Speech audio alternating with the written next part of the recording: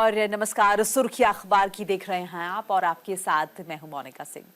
तो चलिए शुरुआत कर लेते हैं और सबसे पहले बात कर लेते हैं प्रधानमंत्री नरेंद्र मोदी की। पीएम मोदी ने कहा है कि सत्ता को जन्मसिद्ध अधिकार मानने वाले एक दशक से सरकार से बाहर है। बीजेपी पर गुस्से में कांग्रेस देश के खिलाफ रच रही है साजिश। अमर उजाला में इस खबर का जिक्र है। प्रधानमंत्री नरेंद्र मोदी 3 दिवसीय ओडिशा दौरे पर हैं।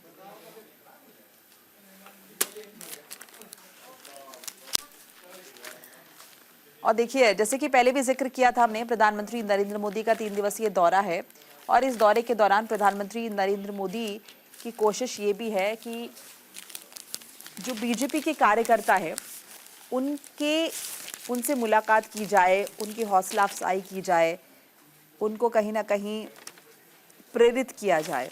तो एक राष्ट्रीय पुलिस सम्मेलन भी है जहां पर प्रधानमंत्री नरेंद्र मोदी को शिरकत करनी, ये भी उनके 3 दिवसीय दौरे का हिस्सा है। तीसरे दिन प्रधानमंत्री जो हैं वो यहाँ पर पहुँचेंगे, लेकिन उससे पहले आपको बता दें कि कोशिश लगातार ये भी की जा रही है कि वहाँ के जो लोकल कार्यकर्ता हैं, जो बीजेपी नेता हैं, उनसे मुलाकात प्रधानमंत्री नरेंद्र मोदी ने की है। एक जनसभा को उन्होंने संबोधित भी किया। और देखिए, महाराष्ट्र विधानसभा और उपचुनाव के नतीजों का जिक्र भी प्रधानमंत्री नरेंद्र मोदी ने किया है। तो देखिए, आपको खबर भी दिखा रहे हैं और बता भी रहे हैं कि किस तरह से बताया उन्होंने कि आपके चेहरे की चमक बता रही है। हरियाणा महाराष्ट्र के नतीजों, उपचुनाव के नतीजों ने पूरे देश में कैसा विश्वास भर दिया है, ये मैं आंखों में देख रहा हूं, उन्होंने कार्यकर्ताओं से कहा।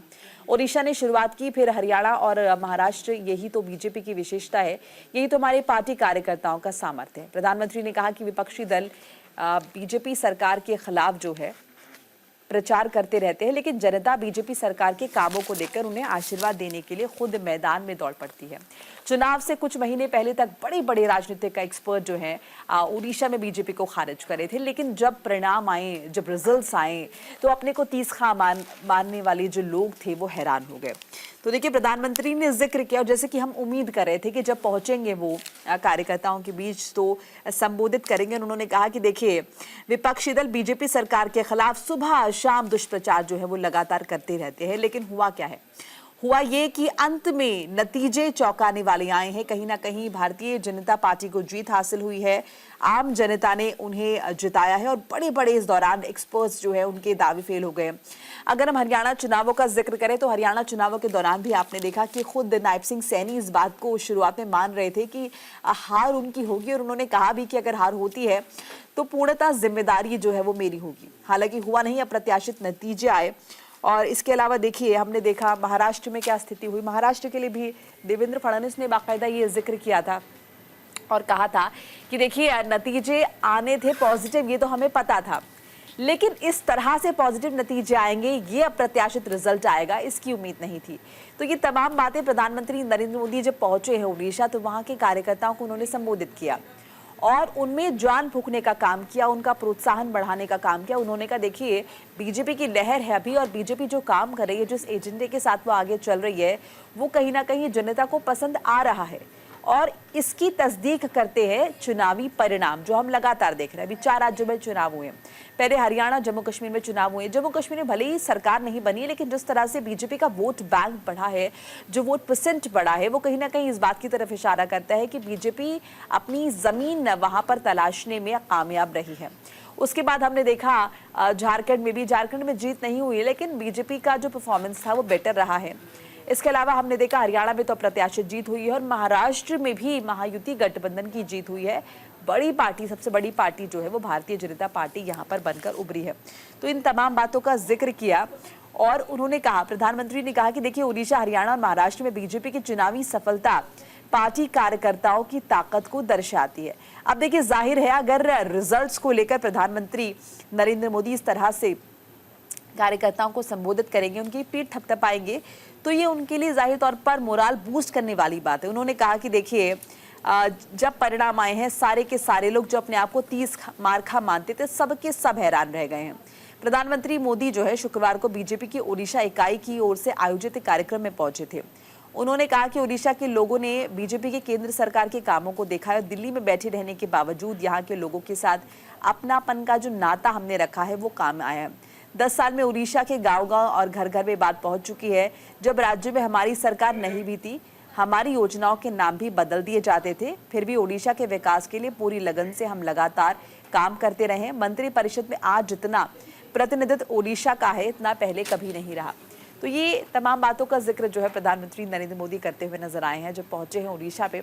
और देखिए 3 दिवसीय दौरा है, शुरुआत रोड शो के साथ हुई, जनता को संबोधित किया और इसके बाद आखिरी दिन आप देखेंगे जब समापन होगा तो जो नेशनल कॉन्फ्रेंस वहाँ पर हो रही है, जो आयोजन वहाँ पर हो रहा है, जहाँ पर तमाम बड़े पुलिस अधिकारी IPS लेवल के वहाँ पर पहुँचे हुए हैं और देश की आंतरिक सुरक्षा को लेकर जो है जिस तरह से विचार विमर्श वहाँ पर हो रहा है, शुरुआत गृह मंत्री अमित शाह ने की है, लेकिन समापन इसका जो करेंगे वो करेंगे प्रधानमंत्री नरेंद्र मोदी, बाकायदा संबोधित भी करेंगे इस दौरान।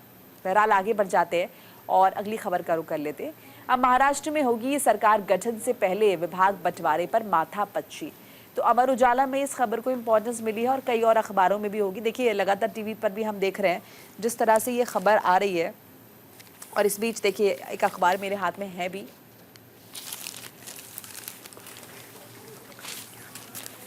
तो देखिए महाराष्ट्र में सरकार गठन से पहले महायुति में विभागों के बंटवारे पर सहमति नहीं बन पा रही है। गृह मंत्री अमित शाह के आवास पर बृहस्पतिवार को देर रात 3 घंटे बैठक भी चली है और बैठक में कुछ खास नहीं हुआ है, सहमति नहीं बन पाई है। इसके बाद महायुति के नेता जो है, ये देखिए तस्वीर भी बाकायदा यहाँ पे छपी हुई है, महायुति के नेताओं को मुंबई में एक बैठक के लिए कहा गया, लेकिन देखिए बैठक भी अभी नहीं हो पाई है। अभी भी आप ये समझिए कि जीत हासिल हो गई महाराष्ट्र में, ठीक है, लेकिन वक्त कितना बीत गया है, अभी भी ये नहीं तय हो पाया है कि महाराष्ट्र का निजाम कौन होगा, महाराष्ट्र का फेस कौन होगा, महाराष्ट्र को रिप्रेजेंट कौन करेगा, CM कौन महाराष्ट्र का बनेगा। और इसके लिए ही एक खास बैठक आयोजन जो है वो थर्सडे के दिन किया गया था गृह मंत्री अमित शाह के नेतृत्व में उनके आवास पर। देर रात बैठक हुई, बैठक चली और बैठक से बाहर आने के बाद देवेंद्र फडणवीस ने बाकायदा कहा, इस बात का जिक्र किया कि बैठक सकारात्मक रही है। और इस बीच लगातार खबरें भी सामने आ रही थी कि NCP ने अपनी कंडीशंस रख दी हैं। एकनाथ शिंदे जो हैं वो CM बनना चाहते हैं, लेकिन उन्होंने BJP को समर्थन दे दिया है। अब अगर वो CM नहीं बनना चाहते, दबे लफ्जों में उनकी तरफ से अगर आप देखें उनकी बॉडी लैंग्वेज और उनका इशारा, तो उनके अंदर कहीं वो ख्वाहिश है कि वो CM बनना चाहते हैं, हालांकि रेस से बाहर उन्हें बताया जा रहा है। ऐसे में डिप्टी CM का पद उन्हें मिल सकता है। और इसके साथ देखिए अहम विभाग जो है वो उनके द्वारा मांगे गए हैं, गृह मंत्रालय भी उन्होंने मांगा है और ऐसे तमाम अहम मंत्रालय जिस पर शायद अभी भी वो पेच जो है वो फंसा हुआ है। इस बीच NCP ने भी अपनी कंडीशंस रख दी हैं और सबसे जो आगे नाम CM रेस में चल रहा है वो है देवेंद्र फडणवीस का। BJP का नाम जो है वो आगे चल रहा है, अभी भी पेच जो है वो लगातार फंसा हुआ है। अब देखिए एकनाथ शिंदे ने कहा है कि अगले CM को लेकर 1 या 2 दिन में मुंबई में महायुति गठबंधन की बैठक होगी। तो अब देखिए कल एक बैठक जो है वो मुंबई में होनी थी, ये तो परसों का जिक्र हुआ, परसों दिल्ली में हुई, कल जो बीता कल है एक बैठक मुंबई में होनी थी जो कि टल गई, रद्द हो गई, क्योंकि एकनाथ शिंदे जो हैं वो अपने गांव चले गए, जिस वजह से ये बैठक नहीं हो पाई। अब देखिए इसमें एक और अहम बात, ये जो अखबार में छपी उसका जिक्र मैं यहाँ पे कर लूँ कि शिंदे के करीबियों ने बताया कि BJP के रवैये से वो विचलित है। वो चाहते हैं कि इतने बड़े बहुमत के बाद भी सरकार नहीं बनाने में हो रही देरी का कारण नहीं है, फिर भी देरी हो रही है। और अब समझ लीजिए एकनाथ शिंदे चूंकि गांव चले गए हैं, वक्त लग रहा है, तो ऐसे में देरी और होगी। अब वो वापस आएंगे, उसके बाद बैठक होगी और फिर शायद जाके अब वो जो क्लैरिटी है वो मिल पाएगी। वो पेच जो फंसा हुआ है ना, वो शायद अब सुलझ जाए वो गुत्थी। बहरहाल एक छोटा सा ब्रेक यहाँ पर ले लेते हैं, फौरन हाजिर हो रहे हैं, कहीं मत जाएगा।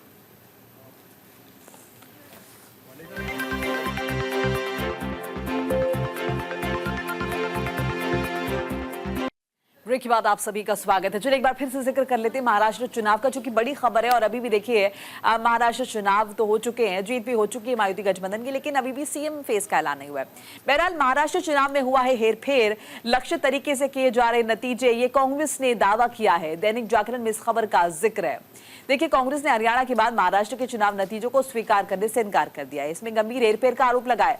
पार्टी की शीर्ष नीति नियामक इकाई कांग्रेस कार्य समिति ने प्रस्ताव पारित कर चुनाव आयोग की कार्यप्रणाली को पक्षपात पूर्ण करार देते हुए कहा कि पूरी चुनावी प्रक्रिया की अखंडता से गंभीर रूप से समझौता किया जा रहा है।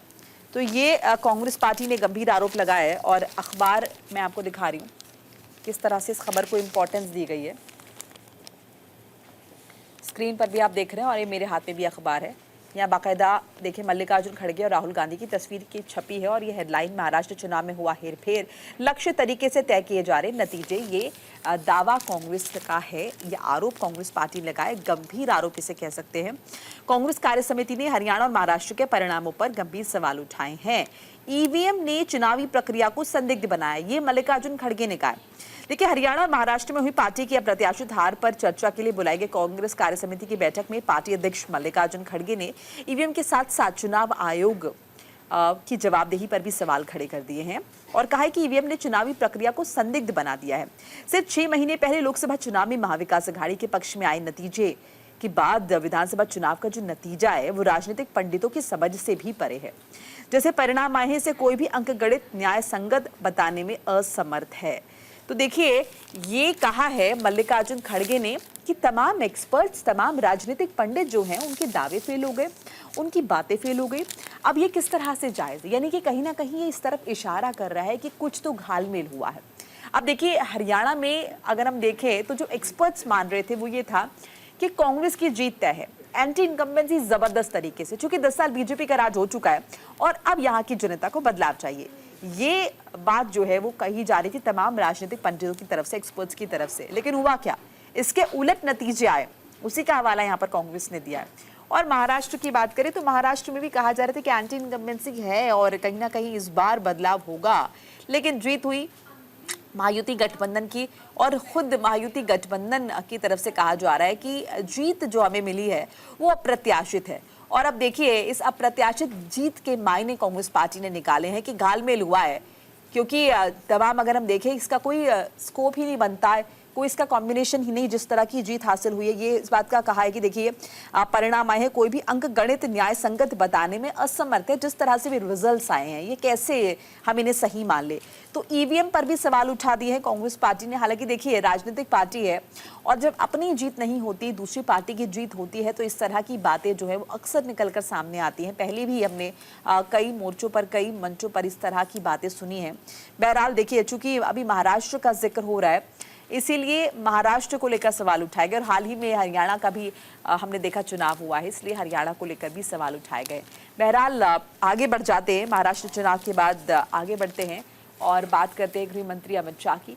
तो केंद्रीय गृह मंत्री ने 59वें डीजीपी सम्मेलन का किया है उद्घाटन। का है पूर्वी सीमा पर उभरती सुरक्षा चुनौतियों पर ध्यान दे सुरक्षा एजेंसियां।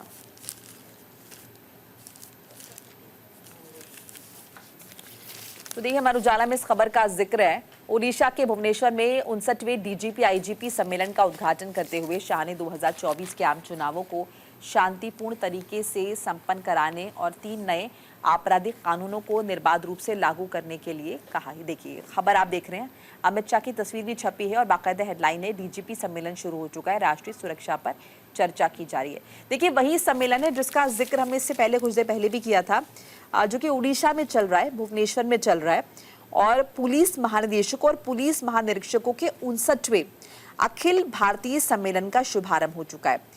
शुरुआत की है गृह मंत्री अमित शाह ने। अब किन मायनों में ये खास है आप ये समझिए। देखिए इसको अखबारों में तरजीह दी गई है।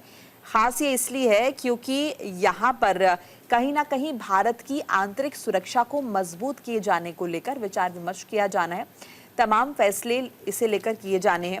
ओडिशा पहुंचने से पहले गृह मंत्री अमित शाह ने एक हैंडल पर लिखा भी था कि प्रधानमंत्री नरेंद्र मोदी की अध्यक्षता में होने वाले सम्मेलन में उभरती चुनौतियों का सामना करने में भारत की सुरक्षा को मजबूत करने के पहलू पर चर्चा की जाएगी। सम्मेलन में पूरे भारत के जो वरिष्ठ पुलिस अधिकारी हैं उन्होंने भाग लिया है। अब देखिए प्रधानमंत्री ने वार्षिक डीजीपी आईजीपी सम्मेलन को प्रोत्साहित करने में महत्वपूर्ण भूमिका अदा की है।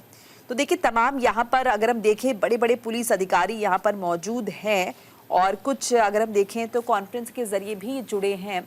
अब किन मायनों में खास है क्योंकि आंतरिक सुरक्षा का जिक्र हो रहा है, तो किस तरह से अगर हम देखें आर्टिफिशियल इंटेलिजेंस के तरीके से किस तरह से सिक्योरिटी को और ज़्यादा मजबूत किया जाए। अब ये भी समझने की ज़रूरत है क्योंकि टेक्नोलॉजी का ज़माना है। अब टेक्नोलॉजी के भी कुछ प्रोज और कॉन्स होते हैं, अगर उससे हमें फ़ायदे हो रहे हैं तो कुछ नुकसान भी हो रहे हैं। बहुत सारी जगह साइबर सिक्योरिटी का बड़ा खतरा है, तो ऐसे में इसे लेकर भी चिंता जाहिर की गई है। यहाँ पर इस सम्मेलन में विचार विमर्श होगा, मंथन होगा इसे लेकर। बहरहाल आगे बढ़ जाते हैं और सीएम योगी का बड़ा स्टेटमेंट आपको बता दें। बीजेपी की जीत से विपक्ष भयभीत है, 2027 में होगी बड़ी विजय। दैनिक जागरण में इस खबर को तरजीह दी गई है। तो देखिए, मुख्यमंत्री योगी आदित्यनाथ ने बीजेपी प्रदेश मुख्यालय में उपचुनाव जीतने वाले नवनिर्वाचित विधायकों के अभिनंदन समारोह में कहा है कि टीम भावना और एकजुटता के साथ काम करने में असंभव काम भी संभव हो जाता है। विपक्ष पर निशाना साधा है और ये आप देख सकते हैं कितना स्पेस इस खबर को दिया गया है। योगी आदित्यनाथ की तस्वीर के साथ इसे छापा गया है, ये आप देख सकते हैं, ये तस्वीर है। और भाजपा की जीत से विपक्ष भयभीत है, 2027 में होगी बड़ी विजय, योगी आदित्यनाथ ने कहा है। तो देखिए, योगी आदित्यनाथ ने भाजपा प्रदेश मुख्यालय में उपचुनाव जीतने वाली नवनिर्वाचित विधायकों के अभिनंदन समारोह में इस बात का जिक्र किया कि टीम भावना एकजुटता के साथ काम करने से हर असंभव काम जो है वो भी मुमकिन हो जाता है, संभव हो जाता है, पॉसिबल हो जाता है। विपक्ष पर निशाना साधा और कहा कि देखिए, उपचुनावों में भारतीय जनता पार्टी को जिस तरह से प्रचंड जीत मिली है, इससे विपक्ष डरा हुआ है, वो आरोप ही लगा सकते हैं। उन्होंने सभी को आश्वस्त किया है कि 2027 के विधानसभा चुनावों में भाजपा इससे भी बड़ी जीत हासिल करेगी, क्योंकि उपचुनावों को हम सेमीफाइनल के तौर पर देखते हैं और इसी आधार पर योगी आदित्यनाथ कह रहे हैं कि अब जब विधानसभा चुनाव होंगे तो वहां पर आप जब जीत देखेंगे तो बहुत बड़ी जीत होगी। मुख्यमंत्री ने कहा कि विधानसभा के उपचुनाव में भाजपा ने 9 में से 7 सीटें जो हैं जीती हैं। हमने चुनाव पहले ही 7 सीट जीतने की रणनीति बनाई थी, जिसे संगठन कार्यकर्ताओं ने जमीन पर उतारकर वाकई में सफल बना दिया है। कुंदरकी और कचेरी जैसी कठिन सीट्स पर जीत को पार्टी की रणनीति और कार्यकर्ताओं के पदाधिकारियों के सामूहिक कोशिशों का परिणाम उन्होंने बताया और साथ साथ जिक्र किया कि 2027 के विधानसभा चुनाव में प्रदेश में प्रचंड बहुमत के साथ कमल फिर से खिलेगा। विपक्ष लगातार झूठ की राजनीति कर रहा है, नकारात्मक राजनीति कर रहा है, ये उनकी तरफ से कहा गया है। उन्होंने कहा कि देखिए, लंबे समय बाद हमने ये जीत हासिल की है और जिस तरह से विपक्ष लगातार नकारात्मक राजनीति कर रहा था, देखिए कुल मिलाकर अगर हम देखें तो कितना भी कोई क्रिटिसाइज कर ले या जो भी कहा जाए, लेकिन जीत तो हासिल हुई है। और ये जीत किसके अगर हम देखें किसके बल पर हासिल हुई है, जाहिर तौर पर वोटर्स के, यानी कि वोटर्स ने कहीं ना कहीं भारतीय जनता पार्टी के काम को पसंद किया है और इसीलिए ये बड़ी जीत। अगर हम 2 प्रदेशों का यहाँ पर जिक्र कर लें, हरियाणा का या फिर हम बात कर लें आपके महाराष्ट्र की, या फिर हम उपचुनावों का ही जिक्र कर लें, जीत तो हुई है। बहरहाल आगे बढ़ जाते हैं और बात संसद की कर लेते हैं, क्योंकि संसद में लगातार हंगामा हम देख रहे हैं। संसद में हंगामा हुआ है 4 दिन में, लोकसभा में 1 घंटे और राज्यसभा में 75 मिनट ही काम हो पाया है। तो किस तरह से यहाँ पर हंगामा हो रहा है वो भी आप देख रहे हैं। जबरदस्त तरीके से विपक्ष लगातार यहाँ पर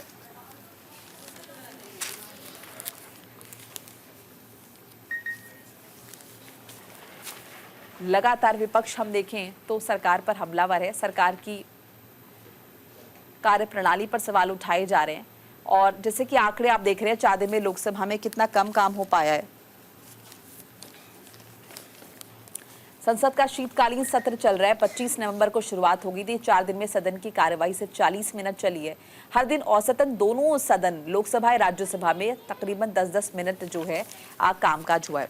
देखिए, आपको बता दें, हर जगह पर अगर हम देखें तो दोनों ही सदनों की बात करें, लगातार ये सदन जो हैं अब वो स्थगित होते रहे हैं। और इस बीच ये भी बता दें कि कार्रवाई क्यों हो रहे थे, क्योंकि लगातार अगर हम देखें तो विपक्ष की तरफ से मांग की जा रही थी, विपक्ष की तरफ से लगातार ये कहा जा रहा था कि कुछ ऐसे मामलों पर चर्चा होनी चाहिए जिससे सरकार बचे, जैसे कि संभल का मामला। संभल का जो मामला है वो अभी अगर हम देखें तो लगातार पीक पर है और लगातार इस मामले पर विपक्ष की तरफ से कहा जा रहा है कि इस मामले पर जो है चर्चा होनी चाहिए। ये देखिए, आपको खबर भी दिखा रहे हैं। शीतकालीन सत्र का पहला हफ्ता चर्चा से हंगामा भरपूर, सदन 2 दिन तक के लिए स्थगित। तो देखिए, इसका जिक्र हुआ है। और अदानी मुद्दे की बात करें या फिर हम संभल की घटना की बात करें, विपक्ष लगातार आक्रामक है, अगले हफ्ते तक थम सकता है हंगामा, ये लगातार कहा जा रहा है। अब देखिए, संसद में अलग अलग मसलों पर बचा दिखाए विपक्ष। संसद में वैसे तो सबसे ज्यादा शोर अदानी मुद्दे और संभल की घटना को लेकर है, लेकिन विपक्ष अब अलग अलग मसलों पर बढ़ता हुआ नजर आ रहा है। शुक्रवार को राज्यसभा में कांग्रेस ने जहां अदानी और संभल की घटना पर अपने रुख को कायम रखा, वहीं समाजवादी पार्टी ने संभल की घटना पर, तो आम आदमी पार्टी ने दिल्ली में बढ़ रहे अपराध और बांग्लादेश में हिंदुओं पर हो रहे अत्याचार पर स्थगन प्रस्ताव देते हुए नियम 267 के तहत चर्चा की मांग की है। तृणमूल फिलहाल वक्फ पर फोकस किए हुए है, लेकिन अब जब वक्फ विधेयक का मामला चल गया है तो वो भी चुप है।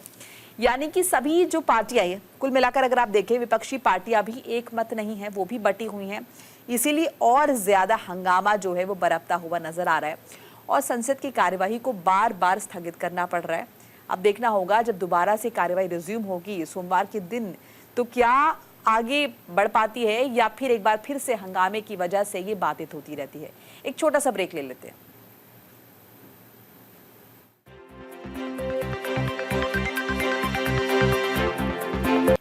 ब्रेक के बाद आप सभी का स्वागत है। बात कर लेते हैं राजधानी दिल्ली की। दिल्ली की कानून व्यवस्था पर आम आदमी पार्टी और बीजेपी में तकरार है। सत्र के दौरान विधायकों के बीच आरोप प्रत्यारोप का दौर देखने को मिला। एक दूसरे पर सवाल उठाए गए हैं। नेता प्रतिपक्ष को मार्शल ने आउट किया है। विरोध में बीजेपी विधायकों ने सदन का बहिष्कार किया है। बीजेपी विधायकों ने प्रश्नकाल न कराने पर किया है सदन का बहिष्कार। तो देखिए, अलग अलग अखबारों में इस खबर को इंपॉर्टेंस मिली है। दैनिक भास्कर में भी है, नवभारत टाइम्स में भी इस खबर का जिक्र है, क्योंकि राजधानी की जो कानून व्यवस्था है ना, उसे लेकर लगातार आम आदमी पार्टी और बीजेपी विधायकों में जमकर नोकझोंक हुई है, क्योंकि दोनों ही पार्टी एक दूसरे पर आरोप लगा रही है। अब यह खबर भी आप देख सकते हैं। नेता विपक्ष मार्शल बहाली मंजूरी के लिए एलजी को राजी करे तो उनका प्रचार करूंगी, ये आतिशी ने कहा है। इस बीच देखिए, पूर्व मुख्यमंत्री अरविंद केजरीवाल ने दिल्ली में बढ़ते अपराधों के लिए साफ तौर पर जिम्मेदार ठहराया केंद्र सरकार को। क्यों ठहराया? क्योंकि दिल्ली पुलिस केंद्र सरकार के अधीन आती है, दिल्ली सरकार के अधीन नहीं आती। ऐसे में पल्ला झाड़ लिया है और कह दिया कि दिल्ली में सिक्योरिटी का मैटर तो इनका है और दिल्ली की अगर हम देखें सुरक्षा व्यवस्था एकदम तार तार है, ये आरोप लगाया गया है। तो शीतकालीन सत्र की शुरुआत हुई है और जैसा कि लग रहा था हंगामा होगा। बस मार्शल्स की नियुक्ति को लेकर आम आदमी पार्टी भाजपा ने एक दूसरे पर आरोप लगाए, जबरदस्त आरोप लगाए, खूब हंगामा हुआ है। नेता विपक्ष मार्शल बहाली मंजूरी के लिए एलजी को राजी करे तो उनका प्रचार करूंगी, आतिशी ने कहा है। और इस बीच देखिए, आम आदमी तस्वीरें भी बाकायदा यहाँ पर छपी हुई हैं। और विधानसभा के शीतकालीन सत्र के दौरान नेता विपक्ष विजेंद्र गुप्ता जो है वो दूसरे विधायकों के साथ विधानसभा के बाहर विरोध प्रदर्शन करते हुए भी दिखाई दिए। भाजपा विधायकों का कुछ देर बाद ही सदन से वॉकआउट भी देखने को मिला। अब ये सारी चीजें आप समझ लीजिए कि कितनी हलचल देखने को मिली है दिल्ली विधानसभा में। विधानसभा सत्र शुरू होने के कुछ ही मिनटों बाद भाजपा के विधायकों ने सदन से वॉकआउट कर दिया। विधानसभा अध्यक्ष रामनिवास गोयल के नियम 280 के तहत उठाए जाने वाले मसलों की सूचीबद्ध सदस्यों द्वारा पढ़ा हुआ मान लिए जाने की घोषणा के बाद नेता विपक्ष विजेंद्र गुप्ता के नेतृत्व में भाजपा विधायकों ने सदन से वॉकआउट किया और इस तरह से हल्ला हो हल्ला देखने को मिला है। और सबसे बड़ा मसला जो ये रहा है वो ये रहा है कि दिल्ली में कानून व्यवस्था लगातार तार-तार हो रही है, क्योंकि बहुत सारे ऐसे केसेस हमने देखे हैं जो ये सवाल खड़े करते हैं कि क्या दिल्ली में अपराधियों के मन में खौफ नहीं है? क्या दिल्ली में लोग बेखौफ हैं? तमाम अपराधी, उन्हें इस बात का डर नहीं है कि दिल्ली में कानून व्यवस्था है? दिल्ली जो कि देश की राजधानी है, अगर वहां पर ये स्थिति होगी तो आप क्या एग्जाम्पल सेट करेंगे, जहां पर हमेशा वीवीआईपी मूवमेंट रहता है। ऐसे में दिल्ली की सुरक्षा बहुत बड़ा मसला है और इसी मसले को लेकर दोनों पक्ष एक दूसरे के साथ भिड़ते हुए दिखाई दिए। बहरहाल आगे बढ़ जाते हैं। बांग्लादेश में हिंदुओं पर हमलों से भारत चिंतित है। उच्चायोग को निगरानी का निर्देश दिया है। संसद में विदेश मंत्री ने कहा है कि हिंसा को लेकर बांग्लादेश से साझा की गई है चिंता।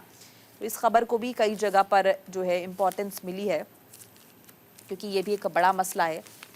पड़ोसी मुल्क बांग्लादेश में जिस तरह की स्थिति बनी हुई है, आप ये हेडलाइन भी देख सकते हैं।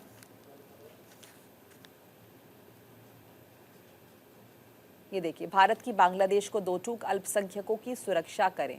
अब देखिए, बांग्लादेश की स्थिति तब से खराब है जब से शेख हसीना वहां से गई हैं। अल्पसंख्यक वहां पर जो हैं, खासतौर से हम हिंदू समुदाय की बात कर रहे हैं, उनकी जो स्थिति है, हिंदू मंदिर तोड़े जा रहे हैं, हिंदू को लूटा जा रहा है, मारा पीटा जा रहा है, अराजकता फैली हुई है। ऐसे में भारत ने अब बांग्लादेश को दो टूक दी है और कह दिया है कि देखिए भाई, अल्पसंख्यकों की सुरक्षा करना आपकी जिम्मेदारी है। यूनुस सरकार से कह दिया कि सिक्योरिटी देना आपकी रिस्पॉन्सिबिलिटी है, प्रभावी कदम उठाएं। इसके साथ देखिए, इस्कॉन ने कहा है कि हम संत चिन्मय के साथ है। इंटरनेशनल सोसाइटी फॉर कृष्णा, यानी इस्कॉन का हम जिक्र कर रहे हैं, इस्कॉन की भारतीय शाखा ने बांग्लादेश में संत चिन्मय कृष्णा प्रभुदास पर रुख साफ कर दिया है। और सोशल मीडिया पर संगठन ने कहा है कि चिन्मय प्रभु संगठन के आधिकारिक सदस्य नहीं है, लेकिन हम उनके अधिकार और बोलने की आज़ादी का समर्थन करते हैं। संगठन ने कहा कि हमने चिन्मय प्रभु से दूरी नहीं बनाई है और ना ही ऐसा करेंगे। इससे पहले इस्कॉन बांग्लादेश ने चिन्मय प्रभु से खुद को अलग कर दिया था। इस बीच देखिए, वीएचपी विश्व हिंदू परिषद ने 2 दिन का देश भर में प्रदर्शन किया है। और अगर हम संत चिन्मय की बात करें तो 17 लोगों के, संत चिन्मय समेत 17 लोगों के बैंक खाते जो है वो सील किए गए हैं। और अगर हम देखें, यहाँ पर लगातार पश्चिम बंगाल के कोलकाता में भी इस्कॉन के सदस्यों ने बांग्लादेश में संत चिन्मय दास की गिरफ्तारी के विरोध में धरना दिया है। और इससे पहले हमने देखा कि बहुत सारे जो रिटायर्ड आईपीएस अधिकारी थे, उन्होंने भी बाकायदा प्रधानमंत्री नरेंद्र मोदी को चिट्ठी लिखी थी और कहा था कि वो अब बांग्लादेश के मैटर में इंटरवीन करें। इतना ही नहीं, अगर हम अमेरिका की बात करें तो अमेरिका में भी जो हिंदू समाज के लोग हैं, हिंदू समुदाय के लोग हैं, उन्होंने भी राष्ट्रपति को वहाँ पर लिखा है और बाकायदा कहा है कि वो इस मामले में इंटरवीन करें। संयुक्त राष्ट्र में भी ये मसला जो है उठ रहा है। कुल मिलाकर चौतरफा दबाव बांग्लादेश पर देखा जा रहा है, क्योंकि वहाँ पर लगातार शेख हसीना के जाने के बाद स्थिति जो है वो सामान्य नहीं है और कट्टरपंथी देश बनाने की कोशिश जो है बांग्लादेश को की जा रही है, जिसकी लगातार मुखालफत कर रहे हैं। और अब भारत ने भी कह दिया है, क्योंकि भारत में भी लगातार जो आम लोग हैं वो सरकार से कह रहे थे कि इस मामले पर अब भारत को अपना रुख साफ करना चाहिए, सरकार को कहीं ना कहीं मैसेज कन्वे करना चाहिए, स्ट्रिक्ट मैसेज कन्वे करना चाहिए। बहरहाल आगे बढ़ जाते हैं। ट्रायल कोर्ट कोई आदेश ना दे, ये संभल मामले में जिक्र मैं कर रही हूँ। सुप्रीम कोर्ट ने क्या कहा है, मस्जिद समिति हाईकोर्ट जाए, सरकार शांति सद्भाव बनाए। अमर उजाला में फ्रंट पेज पर इस खबर को जगह है और इसके अलावा कई और अखबारों में भी इस खबर को तरजीह दी गई है, क्योंकि देखिए बड़ा मसला रहा है और कई दिनों से हमने देखा। देखिए दैनिक जागरण का मैं यहाँ पे जिक्र कर लेती हूँ। दैनिक जागरण में आप ये खबर देख सकते हैं। सुप्रीम कोर्ट ने यूपी के संभल की ट्रायल कोर्ट को कहा है कि वो मुगलकालीन मस्जिद के सर्वेक्षण से संबंधित मामले में कोई भी आदेश ना दे। ये देखिए, संभल मस्जिद प्रकरण में निचली अदालत की सुनवाई पर सुप्रीम कोर्ट ने रोक लगा दी है। अब देखिए एक बार आपको मामला समझा देते हैं। मस्जिद कमेटी को ट्रायल कोर्ट के आदेश के खिलाफ हाईकोर्ट जाने के लिए कहा है। अब चूंकि देखिए संभल मस्जिद विवाद में हिंदू पक्ष का कहना तो आप जानते हैं कि यहाँ पर एक हरिहर मंदिर हुआ करता था, जिसको तोड़ा गया मुगल काल में, और उसके बाद यहाँ पर मस्जिद का निर्माण करवाया गया, जिस पर इनको एतराज़ है। उन्होंने कहा कि सर्वे करवा ले। निचली अदालत ने आदेश भी दे दिया। सर्वे हुआ भी, पहली दफ़ा हुआ 19 तारीख को और दूसरी दफ़ा 23 तारीख को। दूसरे सर्वे के बाद यहाँ पर स्थिति बिगड़ गई। तमाम लोग सड़कों पर उतर आए, मुस्लिम समुदाय ने एतराज़ जताया और उसके बाद अब ये मामला सुप्रीम कोर्ट गया। मस्जिद कमेटी के लोग सुप्रीम कोर्ट पहुंचे। उन्होंने कहा कि आप सर्वे पर रोक लगा दीजिए। अब सुप्रीम कोर्ट ने कहा कि पहले तो आप हाई कोर्ट जाइए। ये मस्जिद कमेटी से कहा। निचली अदालत से कहा कि आप कुछ मत करिए, क्योंकि निचली अदालत के आदेश पर क्या हुआ था, सर्वे यहाँ पर हुआ था। निचली अदालत से कह दिया कि आप कुछ ना करें इस पूरे मैटर में, और अब इस मामले में जो कुछ करेगा वो हाई कोर्ट करेगा। राज्य सरकार से कह दिया कि सबसे पहली आपकी जो प्रायोरिटी होनी चाहिए वो ये कि यहाँ पर कानून व्यवस्था बहाल हो, स्थितियाँ यहाँ पर सामान्य हो। ये सख्ती जो है ये सुप्रीम कोर्ट की तरफ से दिखा दी गई है।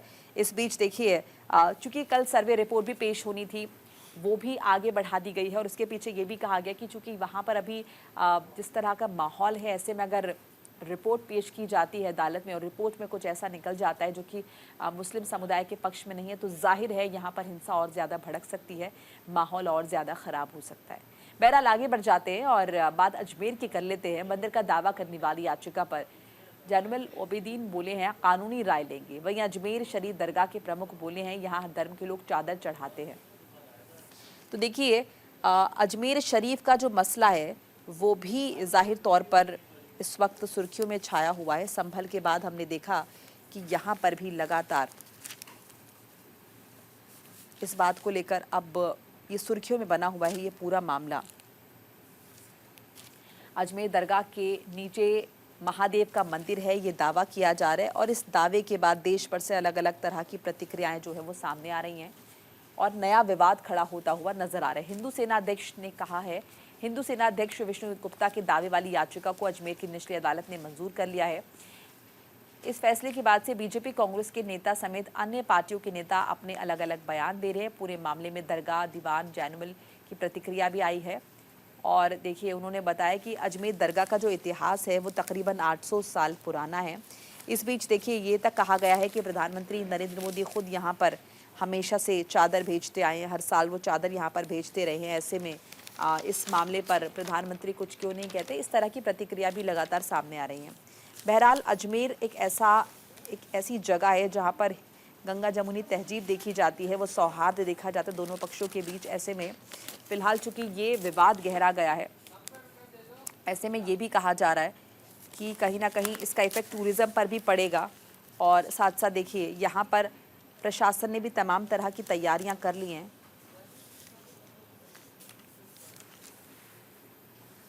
क्योंकि मुमकिन है कि यहाँ भी अगर ये मामला अदालत में जाता है जाहिर तौर पर और उसके बाद देखिए अदालत में मामला ये है, उसके बाद अगर कुछ इस तरह का आता है तो कहीं ना कहीं यहाँ भी माहौल ख़राब हो सकता है। तो बहरहाल देखना होगा, क्योंकि अब ये मंदिर मस्जिद से बात अब दरगाह पर आ गई है और जिक्र हो रहा है अजमेर का, जहाँ पर सिर्फ देश से नहीं बल्कि बाहर से भी बड़ी तादाद में लोग पहुँचते हैं, चादर चढ़ाते हैं और कहीं ना कहीं लोगों की आस्था इस जगह के साथ जुड़ी हुई है। चलिए आगे बढ़ जाते हैं। श्री कृष्ण जन्मभूमि शहीद गाह मामले में विस्तार से होगी सुनवाई। मस्जिद कमेटी की याचिका पर 9 दिसंबर को अगली सुनवाई होगी। अमर उजाला में इस खबर को इम्पोर्टेंस दी गई है और उसके अलावा कई और अखबारों में इस खबर को तरजीह जो है वो दी गई है। तो देखिए अलग अलग जगह से इस तरह के केसेस लगातार हम सामने देख रहे हैं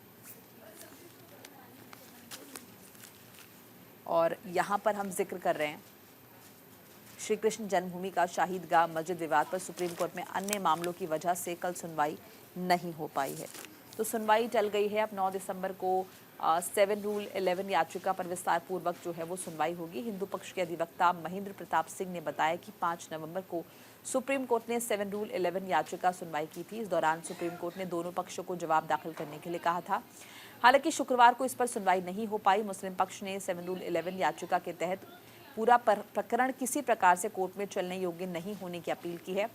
इसके अलावा 3 अन्य प्रार्थना पत्र सुनवाई के लिए लिस्ट नहीं हो सके हैं। उन्होंने बताया कि मुस्लिम पक्ष ने चारों मामलों में इलाहाबाद हाईकोर्ट के फैसलों को चुनौती दी है।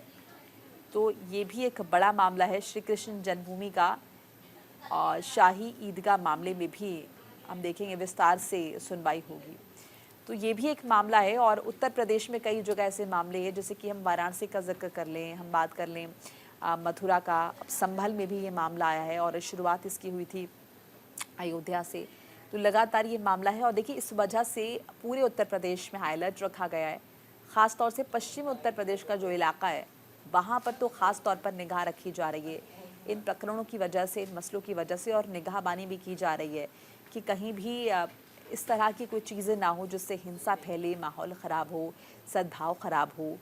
अब देखना होगा इस मामले में आगे क्या कुछ आता है, क्योंकि यहाँ भी ये दावा किया गया था हिंदू पक्ष की तरफ से कि बड़ा हिंदू मंदिर था और इस जगह की तमाम आस्थाएं जो हैं वो हिंदू पक्ष के साथ जुड़ी हुई हैं, जिसका जिक्र किया गया है कई धार्मिक ग्रंथों में भी। तो ये तमाम तर्क जो हैं वो हिंदू समुदाय की तरफ से दिए गए हैं। देखना होगा अदालत इस पर क्या संज्ञान लेती है। बहरहाल आगे बढ़ जाते हैं, अगली खबर का रुख कर लेते हैं। बात कर लेते हैं प्रदूषण की। बारिश ने नहीं दिया है साथ और दिल्ली और एनसीआर पर प्रदूषकों का बोलबाला है। नवभारत टाइम्स में इस खबर का जिक्र है।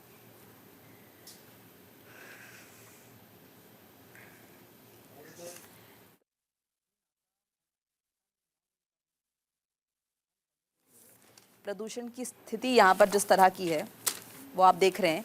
AQI लेवल में किसी भी तरह से कोई राहत यहाँ पर नहीं है और इस बीच देखिए ग्राफ 4 लागू हुआ था। सुप्रीम कोर्ट ने बाकायदा इस मामले में सख्ती दिखाई थी, लेकिन अब कुछ रियायत यहाँ पर दी गई हैं सुप्रीम कोर्ट की तरफ से।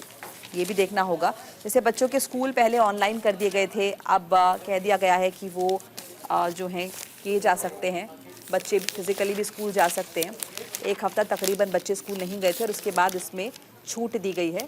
और कुछ और भी बहुत सारे ऐसे चीज़ें हैं जिन पर अदालत की तरफ से भी संज्ञान लिया गया था और दिल्ली सरकार की तरफ से भी कहा गया था कि वो इस मामले पे संजीदगी से इस पूरे मैटर को ले। तो देखिए बारिश ने साथ नहीं दिया है और दिल्ली की हवा लगातार ख़राब बनी हुई है। प्रदूषण लोगों के लिए कहीं ना कहीं बड़ा सबब बना हुआ है। AQI कई जगह पर 400 के पार है और कई जगह पर 300 के पार है। अब देखिए जिक्र कर लेते हैं क्योंकि अभी बैकफुट पर ही रहेगा प्रदूषण और बहुत अधिक बढ़ने की संभावना नहीं है। ये एक राहत की बात है, लेकिन एक्सपर्ट्स के अनुसार ठंड जब तेज़ी से बढ़ेगी तब एक बार फिर से प्रदूषण का जो स्तर है वो जानलेवा होगा। इसलिए इसके लिए अभी से तैयारियां करना ज़रूरी हो जाती है। केंद्रीय प्रदूषण नियंत्रण बोर्ड के एयर बुलेटिन के मुताबिक दिल्ली का जो AQI है वो 331 रहा है। पूर्वानुमान के मुताबिक 30 नवंबर से 2 दिसंबर के बीच प्रदूषण का स्तर बेहद ख़राब रहेगा। इसके बाद अगले 6 दिन तक इसका स्तर बेहद ख़राब रह सकता है। शुक्रवार को शाम तक हवाओं की गति 4 किलोमीटर प्रति घंटे से कम रही है। शाम के समय हल्का स्मॉग दिखाई देने लगा और एक्सपर्ट्स का कहना है कि देखिए ठंड जब तेज़ी से बढ़ेगी तो ज़ाहिर तौर पर आप ये समझ लीजिए कि पोल्यूशन का स्तर भी बढ़ेगा, क्योंकि जब ज़्यादा ठंड बढ़ती है तो हम फॉग देखते हैं और चूंकि पोल्यूशन यहाँ पर है दिल्ली NCR के इलाके में, तो ये स्मॉग की स्थिति में कहीं ना कहीं लोगों की दिक्कतें और ज़्यादा बढ़ाएगा। इसके लिए तैयारियां करना ज़रूरी है। अब देखना होगा क्या प्रिकॉशंस जो हैं वो दिल्ली सरकार की तरफ से लिए जाते हैं आने वाली कंडीशंस के मद्देनज़र। हालांकि अभी भी जो स्थितियां हैं वो बहुत अच्छी नहीं है। AQI लेवल अगर आप 400 के आसपास बता रहे हैं दिल्ली और उसके आसपास के इलाकों का, तो ये कोई अच्छी खबर नहीं है। इस बीच देखिए तमाम तरह की एडवाइजरी जारी की जा रही थी। ये भी कहा जा रहा है कि अगर बारिश हो जाती है तो जाहिर तौर पर बड़ी राहत मिलेगी, लेकिन ऐसा फिलहाल कुछ भी नज़र नहीं आ रहा है।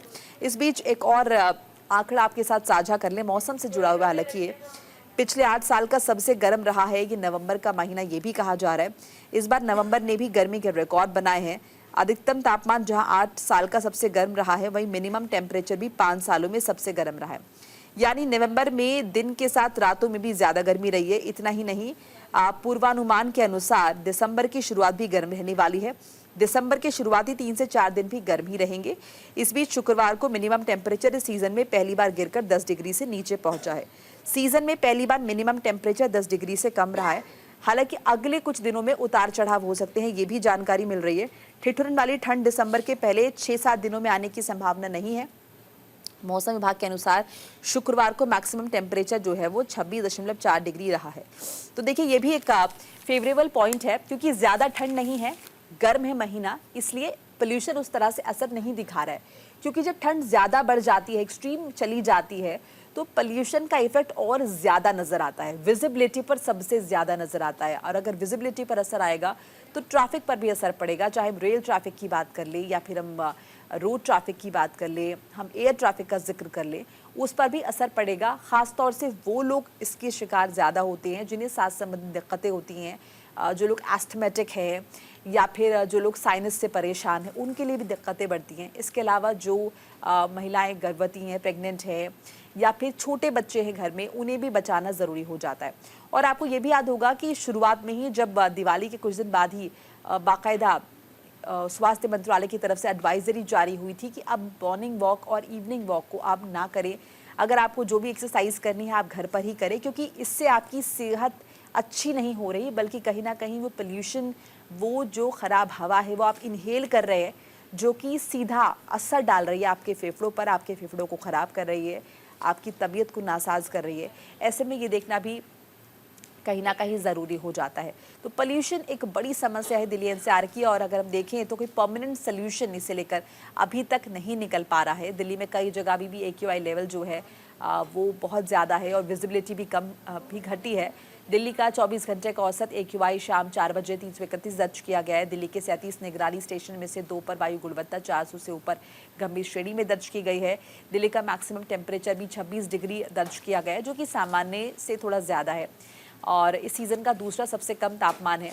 और सुप्रीम कोर्ट ने देखिए तमाम तैयारियां भी करने के लिए कहा था। ग्रैब के चौथे चरण के तहत कोर्ट ने स्कूल संबंधी रूल्स में अब ढिलाई दे दी है, क्योंकि कितने दिन स्कूल बंद रखेंगे ये भी एक बड़ा सवाल है। बहरहाल आगे बढ़ जाते हैं। गाजियाबाद में न्यायिक कार्य में अवरोध उत्पन्न करने पर 43 अधिवक्ताओं पर नामजद मुकदमा दर्ज किया गया है। दैनिक जागरण में फ्रंट पेज पर इस खबर को तरजीह दी गई है। गाजियाबाद में जिला जज से विवाद के बाद कोर्ट रूम में अधिवक्ताओं पर लाठीचार्ज के विरोध में वकीलों की हड़ताल जारी है। इस कारण कोर्ट में कामकाज शुरू नहीं हो पाया। ऐसे में मुकदमों में सुनवाई नहीं हो पा रही है। जिला जज से विवाद के बाद कोर्ट रूम में अधिवक्ताओं पर लाठीचार्ज के विरोध में कचहरी में अधिवक्ताओं की हड़ताल का आज 1 महीना पूरा हो गया है। हड़ताल अभी भी जारी है। इस कारण कोर्ट में कामकाज शुरू नहीं हो पाया। ऐसे में मुकदमों की कार्रवाई जो है वो भी ठीक तरह से नहीं हो पा रही। कई महत्वपूर्ण केस फैसले के करीब है, लेकिन उनमें तारीख पर तारीख मिल रही है। वहीं न्यायिक कार्य में अवरोध उत्पन्न करने के आरोप में 43 अधिवक्ताओं पर FIR दर्ज की गई है, क्योंकि आम लोगों पर जाहिर तौर पर इसका असर जो है वो पड़ रहा है। कोर्ट में अगर कार्रवाई नहीं हो पा रही है, देखिए न्यायिक कार्य में अवरोध उत्पन्न करने पर 43 अधिवक्ताओं पर नामजद मुकदमा दर्ज किया गया है। ये कड़ी कार्रवाई जो है ये की गई है अदालत की तरफ से। तो न्यायिक कार्य में बाधा डालने के आरोप में 43 नामजद अधिवक्ताओं और 80 अज्ञात लोगों के खिलाफ कविनगर थाने में जिला जज के आदेश पर रिपोर्ट दर्ज कराई गई है। अधिवक्ताओं पर जिला अदालत में विभिन्न कोर्ट में वादकारियों से मारपीट करने और अदालतों से लोगों को बाहर कर दरवाजे बंद करने का भी आरोप है। जिला जज के आदेश पर जनपद न्यायालय के केंद्रीय नाजर की ओर से दर्ज कराई गई रिपोर्ट में कहा गया है कि 26 नवंबर की सुबह 11 बजे अधिवक्ता और उनके साथ काम करने वाले इंटर्न के अलावा बाहरी असामाजिक तत्व जो है वो परिसर में घुस आए थे और हंगामा किया। न्यायिक प्रक्रिया में बाधा उन्होंने डाली, काम में बाधा डाली, विरोध पर उनके साथ अभद्रता की गई, ये भी आरोप है। इतना ही नहीं, वादकारी और पैरोकारों को न्यायालय से बाहर का दरवाजे बंद कर दिए गए। इस मामले पे देखिए अब अदालत ने कार्रवाई की है और जैसा कि जिक्र किया 43 अधिवक्ता और 80 अज्ञात लोगों के खिलाफ रिपोर्ट दर्ज कर ली गई है। तो देखिए किस तरह से ये मामला हुआ था और अभी भी अगर हम देखें तो इसका असर जो है वो अदालती कार्रवाई पर पड़ रहा है। बहुत सारे लोग ऐसे हैं जो इंतज़ार कर रहे हैं कि भाई अदालत में उनकी अगर तारीख लगी हुई है या उनका कोई केस है तो इस पर फैसला आएगा, ये प्रोसेस आगे बढ़ेगा। लेकिन चूंकि यहाँ पर अभी भी कार्रवाई पूरी तरह से शुरू नहीं हो पाई है, ऐसे में इसका सीधा असर जो है वो आम लोगों पर पड़ रहा है और इसी वजह से अब अदालत ने सख्ती दिखाते हुए 43 अधिवक्ताओं पर नामजद मुकदमा दर्ज करवाया है, क्योंकि जाहिर है लोग वहाँ पर पहुँच रहे हैं और अदालत के पास अगर आप देखेंगे पहले से कितनी फाइल्स और केसेस मौजूद हैं और ऐसे में ये जो लोड है वो लगातार बढ़ता जा रहा है। बहरहाल आगे बढ़ जाते हैं। अश्लील सामग्री मामले में राज कुंद्रा के यूपी मुंबई के 15 ठिकानों पर ईडी की छापेमारी हुई है। दैनिक जागरण में इस खबर को तरजीह दी गई है। पोर्नोग्राफी मामले में राज कुंद्रा और शिल्पा शेट्टी के घर में ईडी की छापेमारी की खबर है।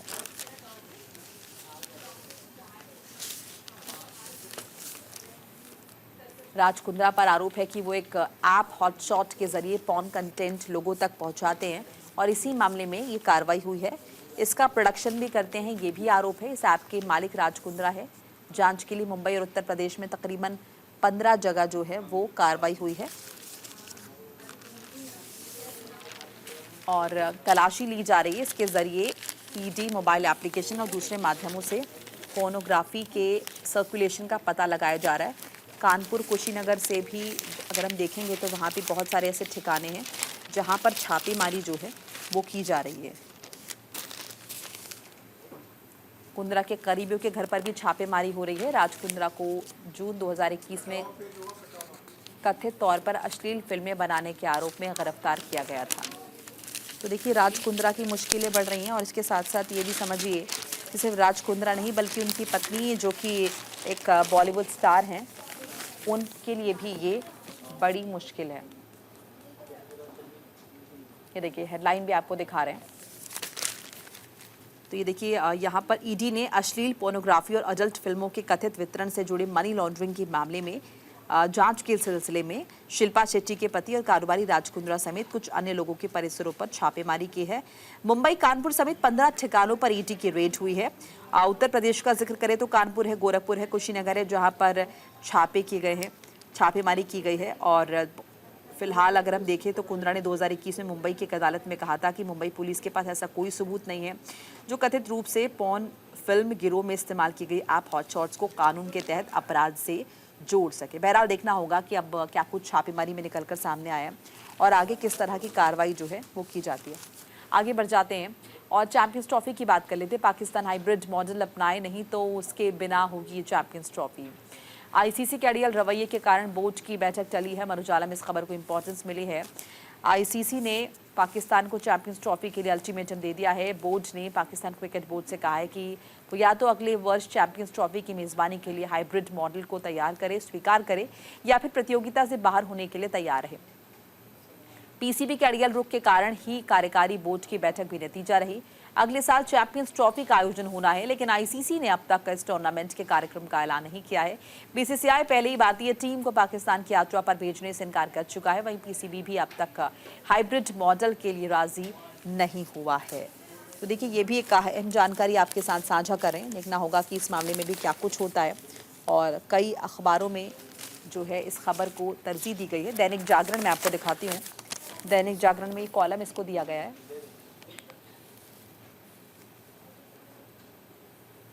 ये देखिए,